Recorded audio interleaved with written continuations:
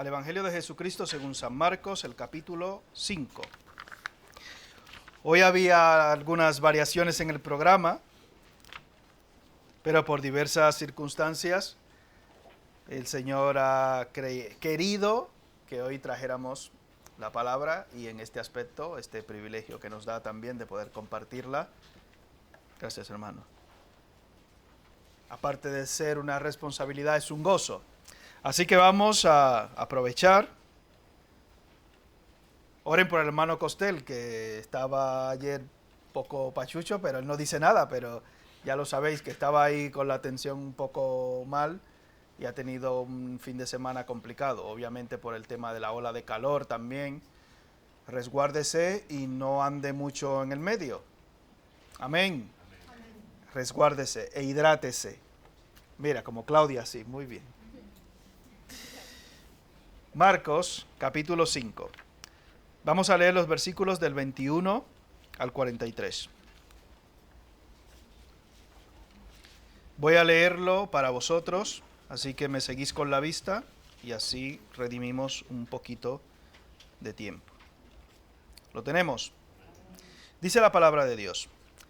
Y vino uno de los principales de la sinagoga, llamado Jairo, y luego que le vio, se postró a sus pies.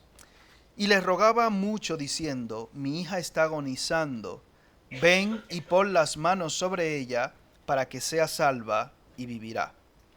Fue pues con él y le seguía una gran multitud y le apretaban.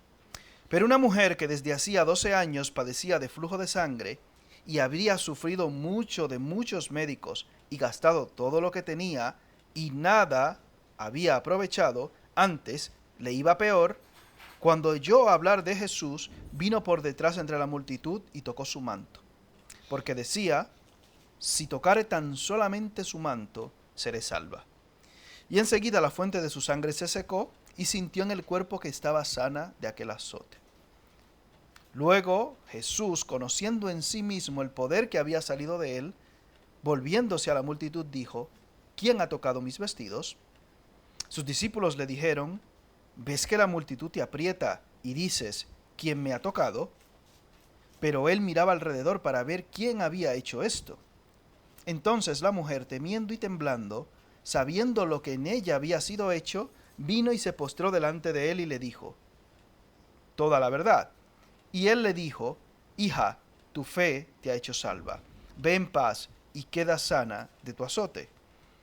Mientras él aún hablaba, vinieron de casa del principal de la sinagoga diciendo, tu hija ha muerto, ¿para qué molestas más al maestro? Pero Jesús, luego que oyó lo que se decía, dijo al principal de la sinagoga, no temas, cree solamente. Y no permitió que le siguiese nadie sino Pedro, Jacobo y Juan, hermano de Jacobo. Y vino a casa del principal de la sinagoga, y vio el alboroto y a los que lloraban y lamentaban mucho. Y entrando les dijo, ¿por qué alborotáis y lloráis? La niña no está muerta, sino duerme. Y se burlaban de él. Mas él, echando fuera a todos, tomó al padre y a la madre de la niña y a los que estaban con él, y entró donde estaba la niña. Y tomando la mano de la niña le dijo, Talita cumi, que traducido es, niña, a ti te digo, levántate. Y luego la niña se levantó y andaba, pues tenía 12 años. Y se espantaron grandemente. Pero él les mandó mucho que nadie lo supiese y dijo que se le diese de comer. Padre, te damos gracias por tu palabra y por la bendición que tenemos de tenerla con nosotros. Tu palabra es viva y eficaz, más cortante que toda espada de dos filos. Nosotros no somos dignos de portar esta palabra y de tener el honor, Señor, de tenerla en nuestras manos y de poder disfrutarla. Pero te damos gracias, porque así has tenido tu misericordia de nosotros y nos has redimido de toda nación, pueblo y lengua, para que hoy podamos anunciar las virtudes de aquel que nos llamó de las tinieblas a su luz admirable. Padre, te damos gracias por este tiempo y te pedimos que seas tú el que nos hable, sino el hombre. Santifícanos en tu verdad, tu palabra es verdad. Ponemos en tus manos también nuestros corazones, de los que hemos creído ya, para que estén dispuestos, contritos y humillados, y de aquellos que no te conocen todavía. Pedimos lo mismo y además que tu Santo Espíritu les convenza de pecado, de justicia y de juicio. Gracias, Padre, en el nombre de Jesús. Amén. En la última ocasión que se predicó acerca de Marcos, el hermano Costel estuvo hablando acerca del endemoniado gadareno y había algunas pinceladas todavía que quería él perfilar y yo no he querido tocar el tema directamente, sino dejarle que termine de desarrollar, si tiene algo más pendiente, acerca del endemoniado gadareno y de esa historia tan curiosa para algunos, pero tan ilustrativa para todos nosotros. Así que bueno, ya él considerará si seguirá desarrollando. Por eso no he querido pisar ahí o liarme un poco con el endemoniado gadareno, sino seguir avanzando un poco, y así él considera posteriormente y quiere seguir tratando el tema, pues gloria a Dios, sé que será una bendición también para nosotros y que aprenderemos mucho. Con respecto a este pasaje que acabamos de leer, vemos que hay dos historias que se mezclan. Hay una historia que inicia con Jairo y con su hija, con Jesús, la multitud, etcétera, etcétera. Y entre medias, como si fuese un paréntesis, está la historia de la mujer que tenía el problema con el flujo de sangre. Como he tenido unos récords de extensión bastante significativos en los últimos mensajes, no he querido hacer una prédica conjunta de los dos. Se podría, pero creo que iba a ser muy extenso, sino que voy a hacerla en dos. Voy a dividir, en este caso, el tema que vamos a tratar hoy es el de Jesús, Jairo y la hija de Jairo, y la próxima semana trataremos el caso de la mujer que tenía el flujo de sangre. Así que haremos dos vertientes para quizás profundizar un poquito más en las dos historias por separado. Así que bueno, eso para que lo tengáis pendiente. La próxima semana ya les he hecho un pre-spoiler que vamos a hablar de la mujer que tenía flujo de sangre. Y ya les contaré alguna historia con respecto a ese pasaje y de una de las ocasiones que prediqué de ese pasaje. Así que bueno, y ahí les dejo ahí con la espinita. Hoy hablaremos acerca de Jairo, Jesús, Jairo y la hija de Jairo. Probablemente muchos de vosotros habéis visto una película titulada John Q. Es una película que tiene, creo que ya tiene más de 20 años, 20 y poquitos, 21, 22 años. ¿Y quiénes la han visto? Algunos hermanos, muy pocos. Está protagonizada por Denzel Washington y algunas otras personas más, etcétera, que ahora de memoria no me sé los nombres. Yo la vi hace años. Y según redactaban algunos de los que participaron en la producción, dice que estaba basada en hechos reales. Y para no hacerle mucho spoiler, trata de un padre que tiene un hijo preadolescente, un hijo así como Lucas. ¿Sí? Se la sabe el hermano. Bueno, pues mira, un poquito más joven que... Y este niño se desmaya. Se desmaya el niño. Bueno, un niño que se desmaye, no... Pero cuando lo llevan al médico le dicen, el niño tiene un problema del corazón que no hay solución para ese problema. La única solución es trasplante de corazón. Dice, pues venga, pues no me queda de otra. Dice, sí, $300,000. ¿Cómo? Sí, $300,000 o tu hijo se muere. Dice, hombre, no sé, yo estoy en la nación más grande del mundo, el país más rico del mundo, tal, y el sistema sanitario pues me tendrá que ayudar. Y dice, bueno, está simple. $300,000, $250, $300,000, o si no, se muere. Y de ahí va la historia. Como un padre desesperado intenta salvar la vida de su hijo, que ya está en el hospital. Para no hacerle muy larga la historia, secuestra al hospital con una pistola a los médicos y a todo el mundo y dice, hasta que mi hijo no esté resuelto aquí, nadie va ni a vivir, ni a salir, ni nada. Y le dicen, claro, bueno, vamos a intentar hacer un apaño para resolver el problema y necesitamos un donante. Dice, bueno, pues no hay problema. Dice, ¿dónde está el donante? Dice, el donante voy a ser yo. Dice, ya, pero usted está vivo, necesitamos un muerto. Y con la pistola dice, no te preocupes, que eso yo lo resuelvo en un momento. Claro, y dice, es que esto no es legal, esto no se puede hacer. Y él le dice, bueno, pues yo le pego un tiro a usted. Dice, bueno, pues... Claro, se supone que esto, hubo una reforma, como ustedes saben, en Estados Unidos hay muchos problemas normalmente con este tema de la sanidad y demás. No es como aquí en España, por ejemplo, nuestra hermana está encantada con su riñón. Ve que lo de España es la tierra, es casi la tierra prometida. A ver. Pero allí la cosa no funciona de esa manera, al menos en esa época no funcionaba así. Y él llegó al extremo porque ya se solucionó aparentemente ciertos aspectos burocráticos y le dijeron, mira, no vamos a cobrar nada tal el hospital, porque él tenía secuestrado a todo el mundo con la pistola. Pero necesitamos un donante. Y él dijo, yo voy a ser el donante. Aprovechen ahora y desde que yo me muera, me sacan todo y se lo ponen al niño. Y imagínense ustedes, estos médicos ahí dicen... Una situación difícil. Ya no le voy a hacer spoiler más de ahí. Pero se dice que esa película estaba basada en hechos reales de una situación similar que sucedió en Canadá en el 1999, en la cual el hombre fue al hospital con su niño enfermo y posteriormente, con una supuesta pistola, tenía secuestrado a la gente para que atendieran al niño, pero ustedes saben que la policía por allí en Norteamérica no se anda con chiquitas. Lo acribillaron obviamente a este hombre, al de la vida real, y cuando hicieron la inspección de la pistola, era una pistola de perdigones sin balas. O sea, que era un bulo. Él no tenía nada para matar a nadie. Él simplemente quería que le hicieran caso, pero igual se quedó muerto. ¿Hasta dónde puede llegar un padre? ¿Hasta qué extremo podría llegar un padre? Digo hoy padre, porque atañe en este caso a Jairo, y porque hoy, por ejemplo, en el país del hermano Pedro, es el Día de los Padres. Felicidades, hermano Pedro. Gracias. No es hoy coincidencia. ¿Hay algún otro dominicano por aquí? No, no hay más. Pues nada, felicidades a los padres dominicanos.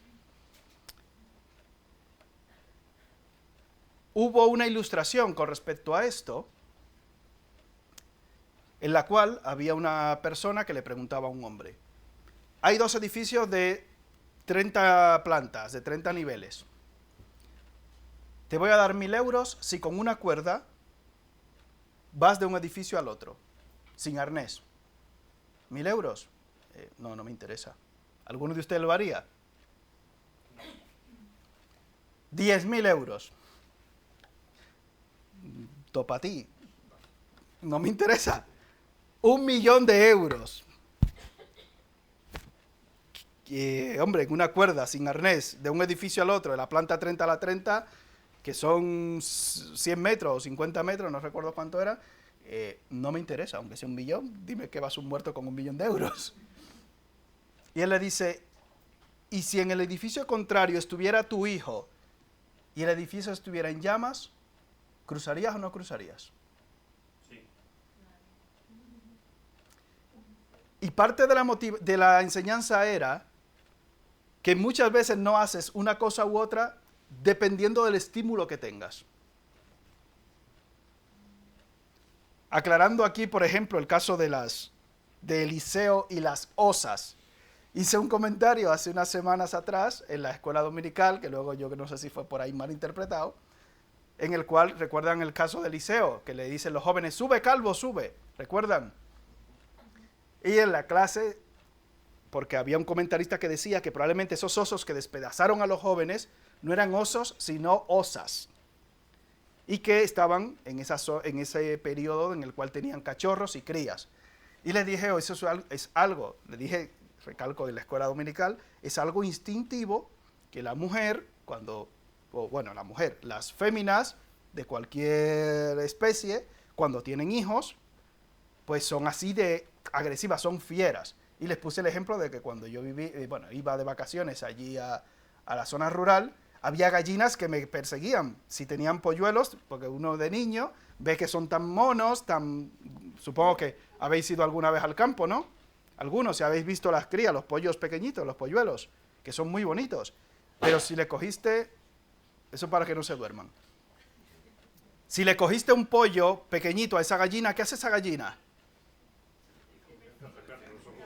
Vamos, yo no había corrido tanto en mi vida. Y encima corriéndole a una gallina. Y decía, eso también pasa con las mujeres en general, que cuando tienen hijos, pues dice, que son fieras, pastor. No, no estoy diciendo que las mujeres sean fieras, sino que es una cosa instintiva.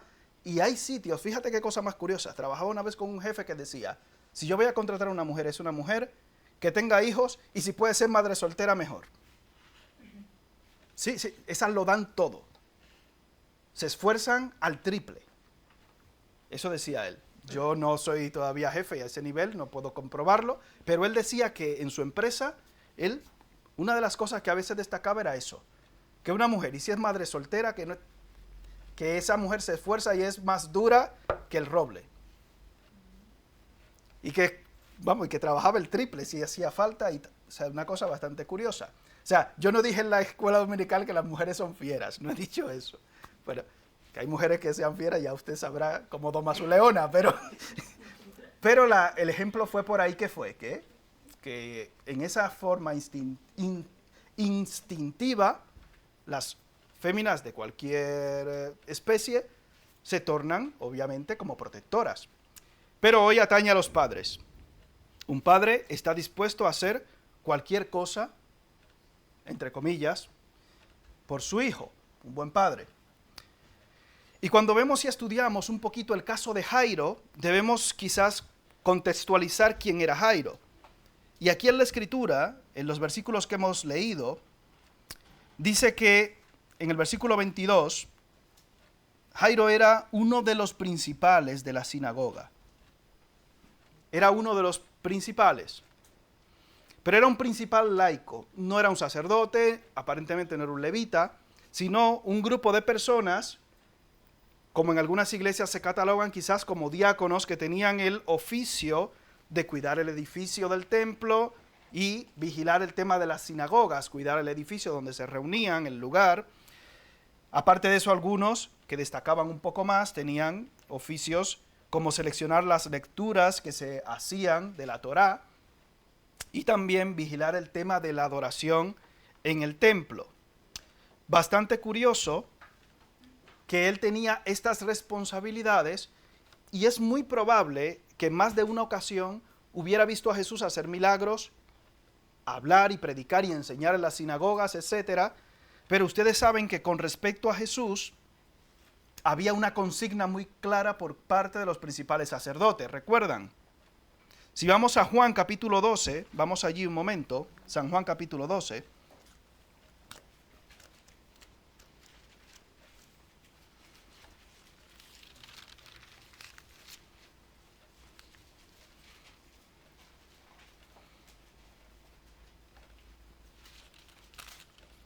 Versículos 42 y 43, deje un dedo allí en Marcos.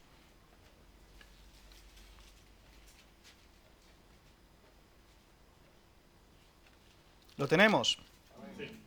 Dice la Escritura, con todo eso, aún de los gobernantes, muchos creyeron en él, pero a causa de los fariseos no lo confesaban para no ser expulsados de la sinagoga, porque amaban más la gloria de los hombres que la gloria de Dios.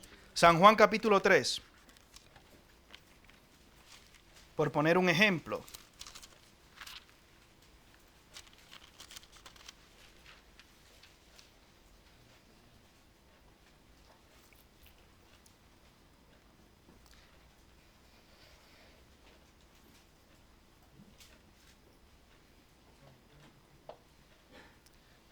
Versículos 1 y 2 de San Juan 3.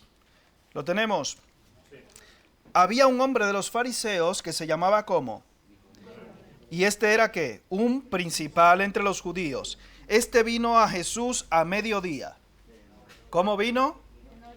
Y le dijo, Rabí, sabemos que has venido de Dios como maestro, porque nadie puede hacer estas señales que tú haces si no está Dios con él. Nadie. Como dirían aquí en España, dentro de la sinagoga había un rum rum de que este no es uno más. Pero el manifestar públicamente, ¿recuerdan aquel ciego de Juan capítulo 9 que fue sanado? Cuando manifiesta públicamente que cree en Jesús y le confiesa como tal, ¿qué pasa? Tú naciste del todo el pecado y nos enseñas a nosotros. ¿Qué dice? Expulsado. Y la familia, sus padres queriendo desmarcarse, dicen, no, edad tiene preguntarle a él. Porque tenía unas implicaciones no solamente religiosas, sino también políticas y económicas. Por tú confesar a Jesús tenías que pagar un precio muy alto para ellos. Y por eso dice la Escritura y recalca en Juan capítulo 12, que amaban más que la gloria de los hombres que la gloria de Dios. Algunos quizás lo hacían por ese motivo claramente, pero otros veían peligrar quizás su sustento también. O sea, había muchos aspectos y la Biblia recalca la esencia detrás de cada uno de los posibles aspectos que generaban esa incógnita con respecto a Jesús y ese miedo de confesarle públicamente. Si vamos otra vez a Marcos,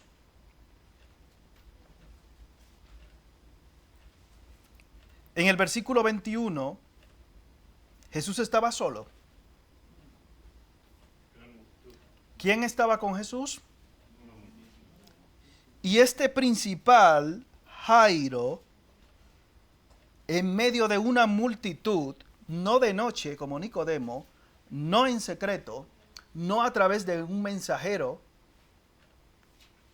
viene, le ve y en el versículo 22, ¿qué hace? Públicamente se postra ante Jesús. Lo que digan los fariseos, los escribas, lo que me expulsen, que hagan lo que le dé la gana, me da absolutamente igual. ¿Qué precio hay que pagar por mi hijo, por mi hija?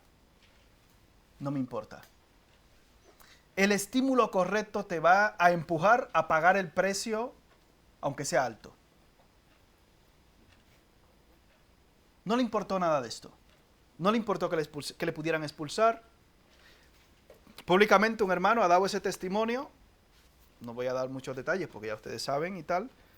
Pero de cómo en un momento determinado, cuando nació su hija, le dijeron, se va a morir.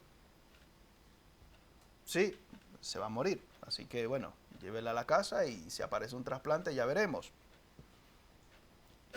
Y al final eso le hizo coger las maletas y venirse a España.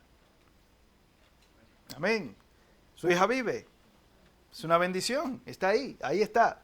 No se cumplieron esos pronósticos desastrosos y por eso el hermano canta, yo soy español también, ¿no?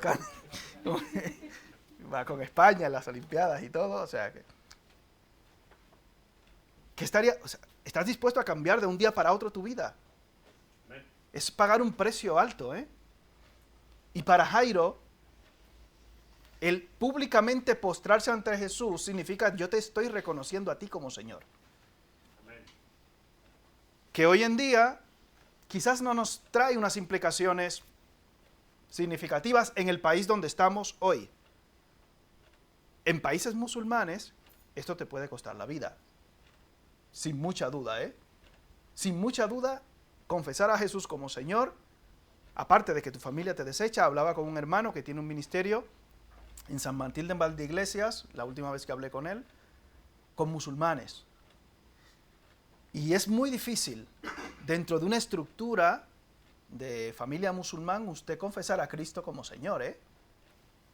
Es muy difícil. Y en Inglaterra, por ejemplo, en Reino Unido, hay muchos casos de personas que vienen de estos países que hasta matan a su propio familiar, a su hijo, a quien sea, por el deshonor y la deshonra que eso provoca en la familia. Y son gente que están a miles de kilómetros de sus países, etc. Es una cosa muy complicada. ¿Tu hija o tu honra? ¿Tu hija o tu posible futuro? ¿Tu hija o lo que digan de ti? ¿Qué primó aquí para Jairo? Ahí no hay que echar números. Sin ningún problema, Jairo tomó la decisión y se postró ante Jesús. Podríamos enlistar a varios que creyeron en Jesús. La Biblia habla de muchos de ellos. Pero muchos lo hacían de manera secreta, como dice la Escritura, por esa situación. Pero creo que a muchos de nosotros nos ha pasado, como le pasó a Jairo. La situación extrema te obliga a presentar a quién sirves. ¿Recuerdan el caso de Jonás? Estaba muy camuflado, ¿no? Entre los demás, ¿no? Estaba muy tranquilito, escondido. Dicen, ¿y qué es lo que pasa aquí? Este barco para allá y este barco para acá. Y al final tuvo que decir y confesar a quién. Dice, es que yo sirvo al Dios. Y estás por ahí sin vergüenza, escondido y durmiendo. Ven aquí, venga cada uno a clamar a su Dios. Hubo un hermano que daba un testimonio hace unos años de esto, que iban en un avión hacia su país y comenzó uno de los motores a echar humo. Allá a miles de pies de altura, y comenzó a echar humo el motor. Entonces, claro, usted ve eso, y hubo uno, y ya la gente comenzó a entrar obviamente a entrar en pánico. Señores pasajeros, sí, pero es que ahora que te vienes a enterar, señor, es que ya lo estamos viendo por la ventana, que está echando humo. No, a veces unos coches de estos diésel viejos que tenemos, no pasa nada que echen humo, pero un avión a esa altura no. Y dice uno de los que están ahí, ¿hay algún evangélico aquí que ore por nosotros?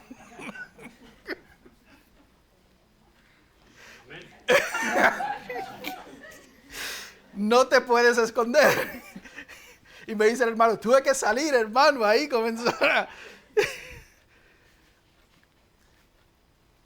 Y seguro que en algún trabajo quizás te suceda algo así. Y en alguna circunstancia concreta de tu vida, bueno, él se levantó y oró allí por la gente y tal. Luego no sé si cuando aterrizaron con bien, si se convirtieron algunos de los que estaban ahí, no lo sé. Ya tantos detalles no lo sé. Pero pasaron un muy buen susto. Y salió al frente y manifestó públicamente su fe. Las circunstancias extremas, hermanos, a veces nos llevan también, o el Señor permite que lleguemos a circunstancias extremas para que manifestemos públicamente nuestra fe. Nos preguntamos muchas veces, Señor, ¿y por qué me pasa esto? ¿Y por qué esto? ¿Y por qué lo otro? ¿Y por qué estoy aquí? ¿Por qué?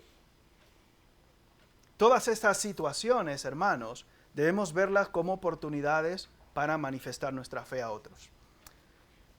Lo que pasa es que muchas veces no lo hacemos. Este hombre, en esa situación desesperada, acudió a aquel que podía resolver su situación, y así fue. Quizás él había visto en más de una ocasión a Jesús hacer milagros en la sinagoga. Es muy probable. Por eso él no fue, como fue la mujer que leímos posteriormente. ¿A dónde fue la mujer del flujo de sangre? No, ¿a dónde iba? ¿A dónde fue?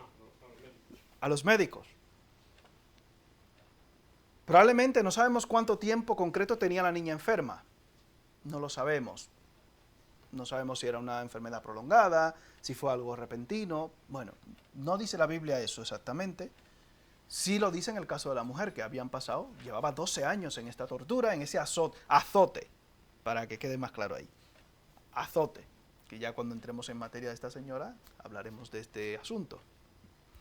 Pero de la niña, el detalle es que estaba en una situación, versículo 23, bastante grave, porque él les rogaba mucho. O sea, es un principal, se postra ante Jesús, y no solamente se lo pide en secreto, sino que está a sus pies rogándole mucho. Señor, es que te estoy rogando mucho, me tienes que responder ya.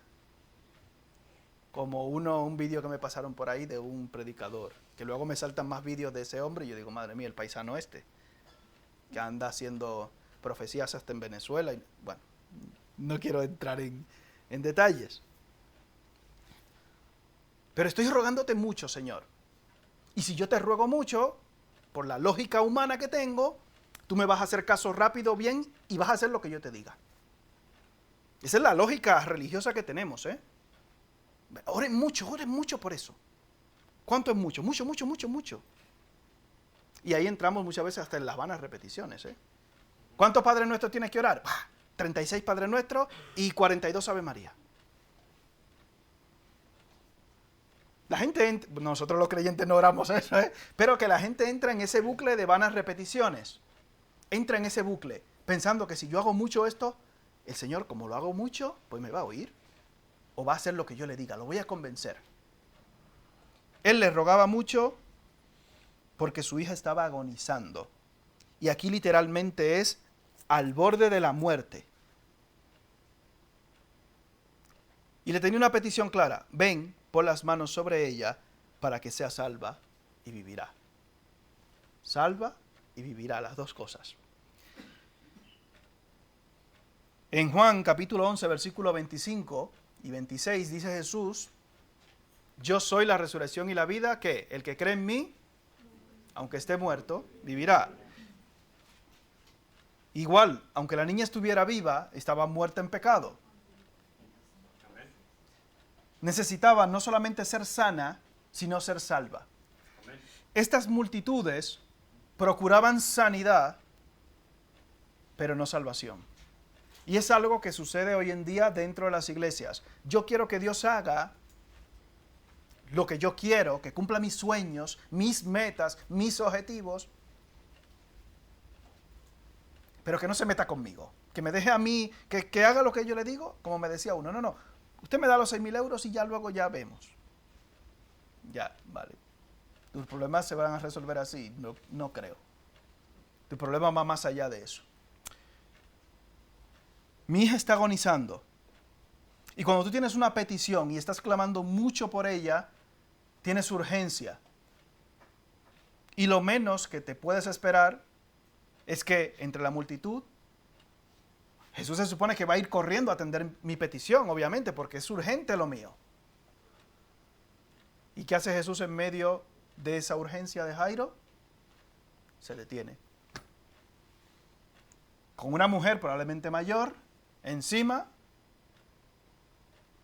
Imagínese usted lo que habrá pasado por la cabeza de Jairo cuando Jesús se para. ¿Quién me ha tocado? Jesús, que te estoy rogando mucho, que tenemos que correr, que mi niña se va a morir. Y creo que muchos de nosotros que tenemos hijos, ya que hemos tenido hijos, aunque sea con catarro, que te da una mala noche, no creo que tú duermas. Dice, a ver si está...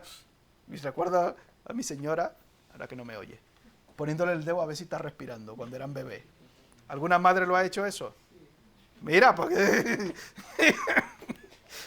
Pues no, yo me iba a roncar ahí, el niño, ese niño es de Dios, eso está respirándose y poniendo dedos. Y conozco una que ponía espejitos y las gafas, ¿sabes? Porque el niño está tan quieto. Y los que tenemos hijos y hemos pasado por malas noches de estas, quizás podemos ponernos en los zapatos de Jairo. A mí cuando estudiaba esto me dolía el cuerpo un poco. Me dolía el cuerpo porque tú dices, es que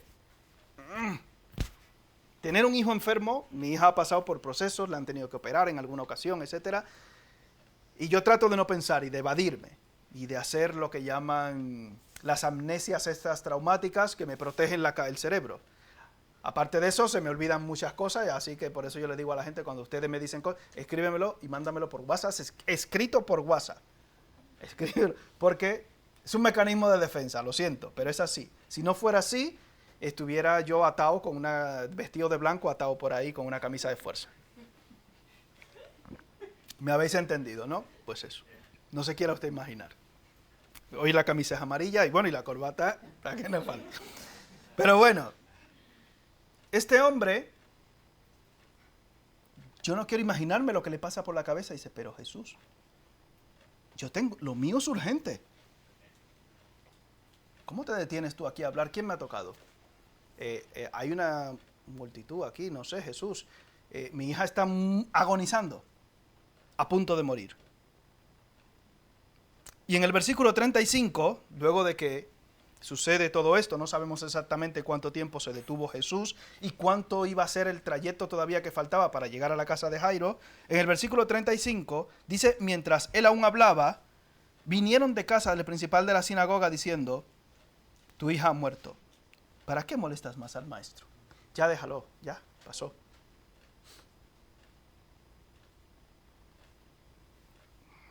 Sin comentarios con respecto a esto. ¿Qué noticia? Creo que cuando nos dan la noticia de una muerte de alguien cercano o conocido, lo primero es que no lo creemos. No, ¿cómo va a estar muerto o muerta? Uf. Y mucho más en este caso. Yo tengo la sensación de que Jesús no le dio tiempo a pensar ni a digerir lo que era la noticia que había recibido. Creo que cuando recibimos una noticia como esta, lo primero que hacemos es quedarnos en shock, paralizados. No generamos. Y eso es bueno en este caso, porque si comenzamos a mal pensar, cuando viene a ver, dice Samuel, por culpa de esa mujer, y a pecar y a maldecir, a saber lo que te puede venir en ese momento como ser humano. Pero ya no hay esperanza. Ya no se puede hacer nada. Ni él puede hacerlo, ya ha muerto. Y recordamos el caso de Lázaro. ¿Qué le dice María? Si hubieses estado aquí, ¿qué?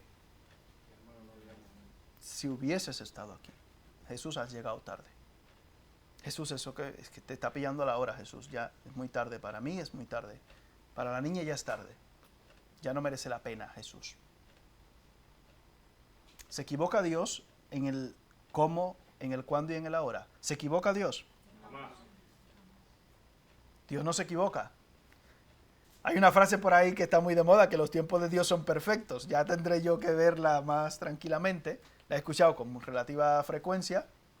Pero Dios no se equivoca en el momento y la forma en que responde a nuestras oraciones. Dios no se equivoca.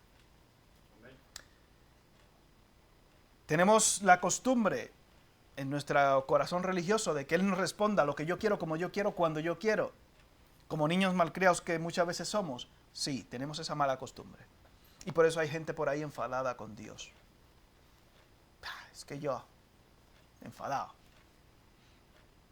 Automáticamente, en el versículo 36, pero Jesús, luego que oyó lo que se decía, dijo al principal de la sinagoga, no temas, cree solamente. Me da la sensación que Jesús automáticamente para ahí. Mira, tranquilo. No te preocupes. No temas. Cree solamente. Depende de mí. Pon tu confianza en mí. Uf. No acudas a otra cosa. No busques otras soluciones. Y eso cuesta. En muchas ocasiones a los jóvenes llega una fase de la vida en la cual comienzas a hacerte muchas preguntas, ves que quizás tu compañero o tu compañera pues avanza de una manera o de otra. Escuchaba a alguien que hablaba acerca de esto con respecto a los jóvenes universitarios, que decía, bueno, pues ya se ha casado, ya tiene hijos, ya el que estaba aquí, el que estaba allí. Y él le decía, no te compares con nadie, tu vida es totalmente diferente. ¿Por qué tienes tú que pensar que tienes que encajar en este molde que te han puesto o que tú te has autoimpuesto tú en tu cabeza? ¿Por qué? Si tu vida es totalmente diferente e individual a la de los demás. No, es que se supone que entre esta edad y esta edad pues te sacas el carnet, entre esta edad y esta edad haces esto, No. Los planes de Dios no son como los tuyos. Los planes de Jairo, voy donde Jesús, venimos corriendo, la curamos y así. Los planes de Jairo, en un momento, se derrumbaron todos. ¿Cuántas veces ha derrumbado el Señor tus planes? Y los míos. Yo creo que muchísimas. Y las que falten. Si confiamos en Él, si creemos solamente, si no tenemos temor haciendo su voluntad y obedeciéndole, podemos estar tranquilos. No temas. Si es así, no temas. Si estás haciendo lo que te da la gana, pues ten temor y arrepiéntete. No temas, cree solamente. Después de esto, en el versículo 37, no permitió que le siguiese nadie, sino su círculo más íntimo. Pedro, Jacobo y Juan, como hemos visto, en otra ocasión, como en la transfiguración y en algunas otras más, puntualmente que vemos que él se aparta con estos tres que forman ese círculo íntimo del cual hemos hablado en alguno de los jueves con respecto a los 12 apóstoles.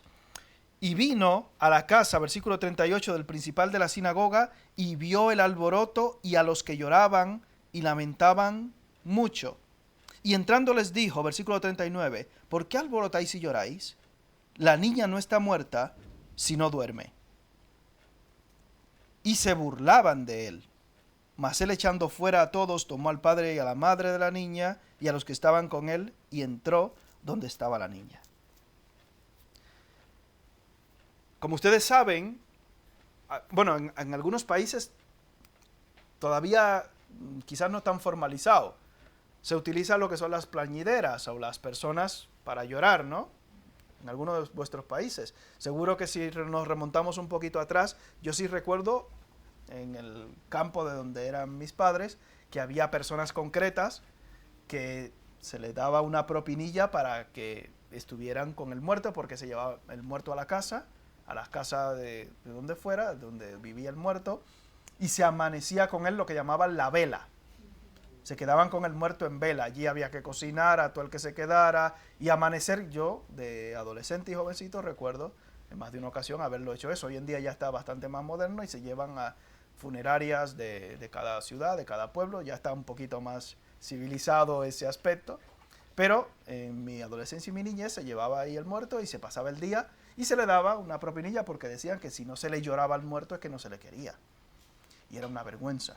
Y recuerdo en una ocasión que dijeron, no, a fulana de tal no, dale mejor 300 pesos a fulanita porque esa llora bueno. Esa llora bueno. Era una profesional del lloro, una cosa increíble.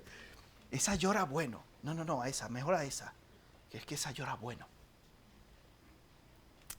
Y quizás nos podemos saber, las personas que le han enviado el mensaje, Jairo no era pobre, entendemos que quizás, bueno, decimos no era pobre, bueno, tendría una posición, quizás una clase media, media alta, suponemos, pero tenía mucha gente ahí pendiente de su profesión, que era llorar a los muertos. Y obviamente una niña de 12 años había que llorarla con gusto. Si vale aquí, si cabe la ironía, imagínate. Ay, un señor mayor, ya, bueno, pues ya alquila la plañidera más barata, la que llora más barato.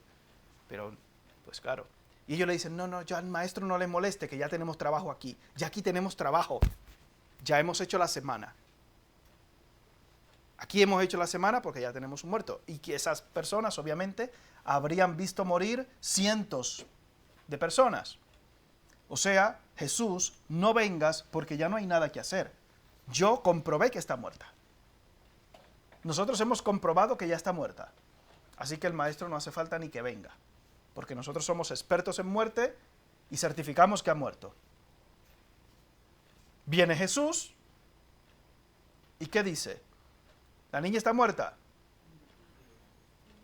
No está muerta, sino que duerme. Le miran y dicen, es verdad que está fatal. Es verdad que se ha perdido. Y dice, ¿se burlaban de quién? Nosotros somos profesionales en muerte y tú nos vas a decir que la niña no está muerta. En medicina, una de las cosas que habitualmente nos enseñaban, ahora no sé si se sigue enseñando igual, es que aparte del certificado de muerte cierta, eso es un documento que se emite en países un poquito menos, quizá un poquito más manuales en ese sentido, es abrir el párpado y meter el ojo en la córnea. El dedo. Eso es. El dedito, porque usted si está vivo pega el salto.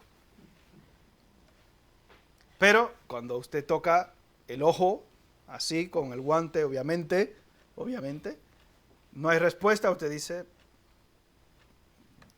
no hay mucho que hacer. No sé si utilizaban en esa época algún método como este. No lo sabemos. Pero sí es seguro que estas personas que se dedicaban a llorar a los muertos sabían cuándo una persona estaba muerta. Yo creo que, bueno, a algunos de nosotros quizás nos quedará alguna duda en algún momento concreto, pero a ellos no. Y se acabó, por tanto, si ella estuviera viva, pues habría alguna posibilidad, ¿no? Pero ya que está muerta, no hay posibilidad alguna. No molestes más al maestro. Ya no tienes que ser cristiano. Tu problema se solucionó de la manera que tú no esperabas.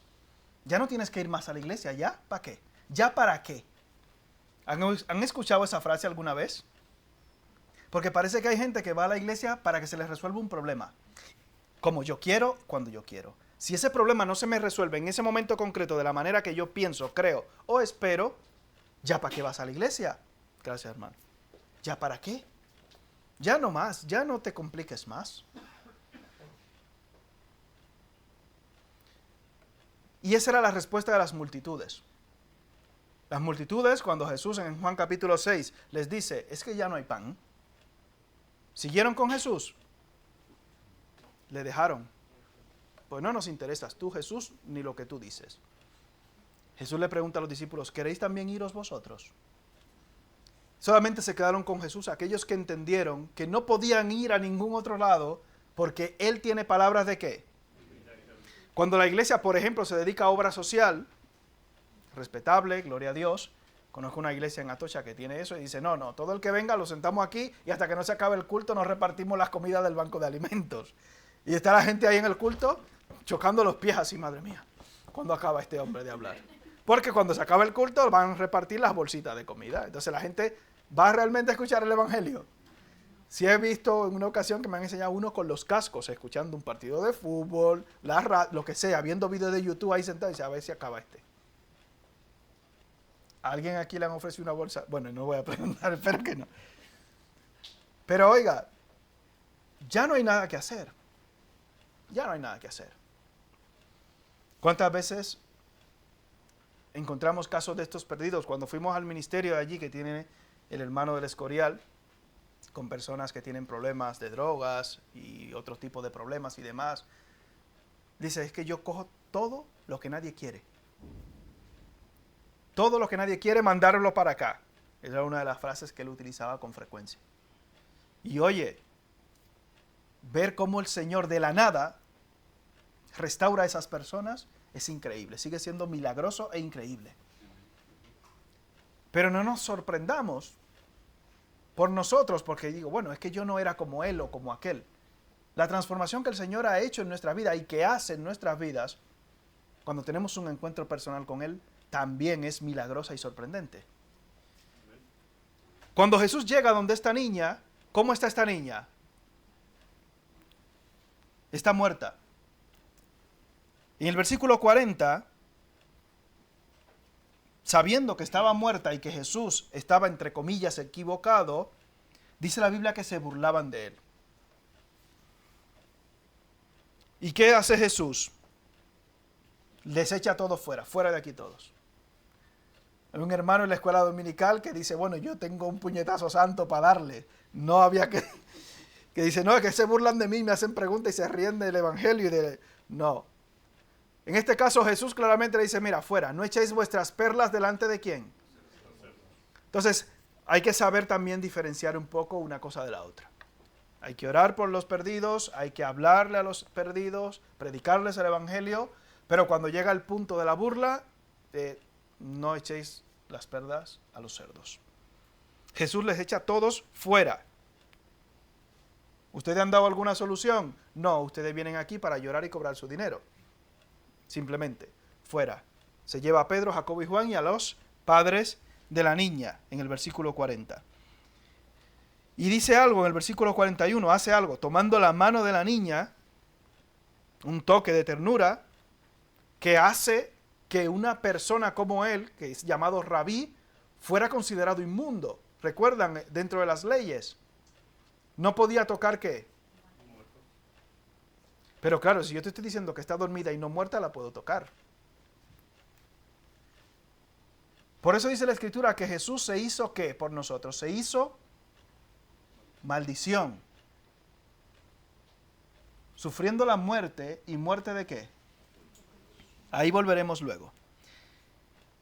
Y dice algo a la niña en arameo, talita cum, depende de la traducción, talita cumi o talita cum. Y eso traducido es, niña, levántate. El a ti te digo, ahí no iba, es una añadidura ahí de la traducción, sino, niña, levántate.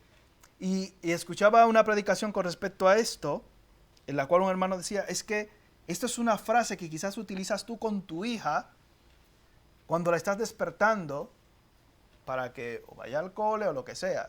Parece que yo tengo un conocido que tenía una hija adolescente que después de dormir 17 horas no le decía Talita Kumi, le tocaba con una bocina de esas grandes para ver si se despierta la muchacha.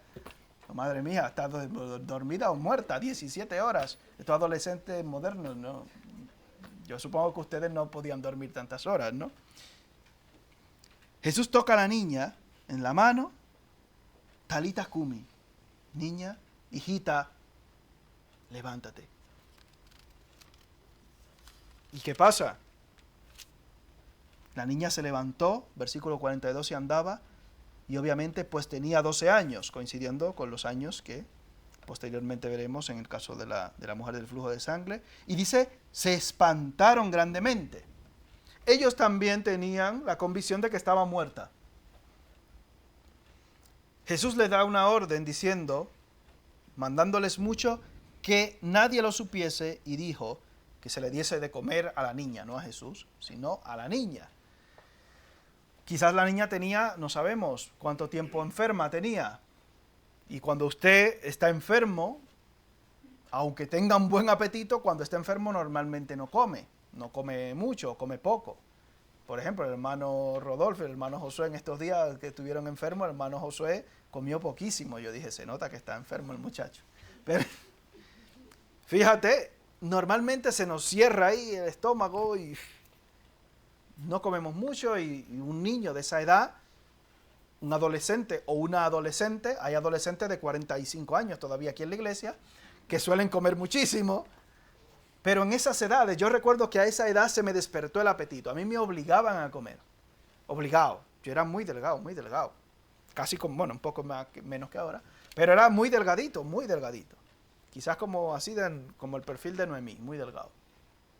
Y me obligaban a comer, casi, vamos, y me daban collejas para que comieran mis padres y todo.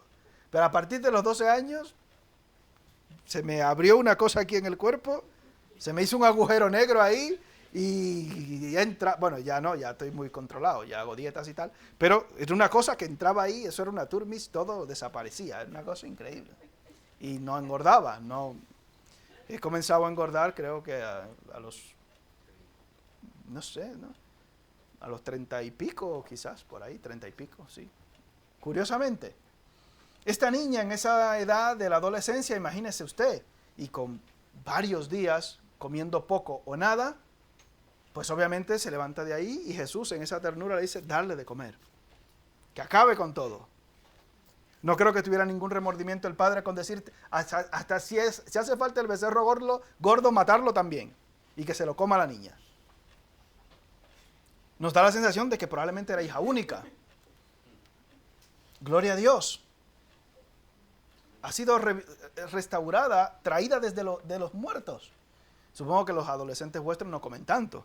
Pero esta niña, levántate y denles de comer.